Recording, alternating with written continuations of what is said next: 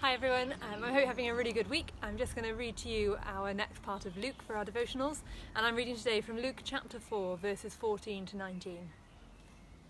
Jesus returned to Galilee in the power of the Spirit, and news about him spread through the whole countryside. He taught in their synagogues and everyone praised him. He went to Nazareth where he had been brought up, and on the Sabbath day he went into the synagogue as was his custom, and he stood up to read. The scroll of the prophet Isaiah was handed to him. Unrolling it, he found the place where it is written, "The Spirit of the Lord is on me, because he has anointed me to preach good news to the poor. He has sent me to proclaim freedom to the prisoners and recovery of sight for the blind, to release the oppressed, to proclaim the year of the Lord's favour."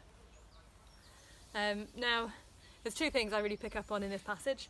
The first is that, like a lot of Luke, it focuses on the power of the Holy Spirit. So it says that at the beginning, that Jesus returned to Galilee in the power of the Spirit, and then when he reads a bit from Isaiah, he talks about how the Spirit of the Lord is upon him.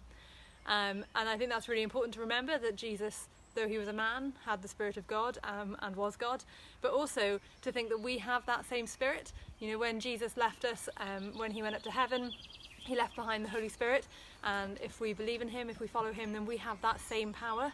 It says it's the power to proclaim freedom for prisoners, the power of recovery of sight to the blind, release the oppressed, all of that stuff can be for us as well. And the other thing I noticed when I was reading this passage is I actually have written in it, when I was a teenager, I don't know if you're going to be able to see it, but I've underlined it in blue, and I've written the mission manifesto of the man from heaven.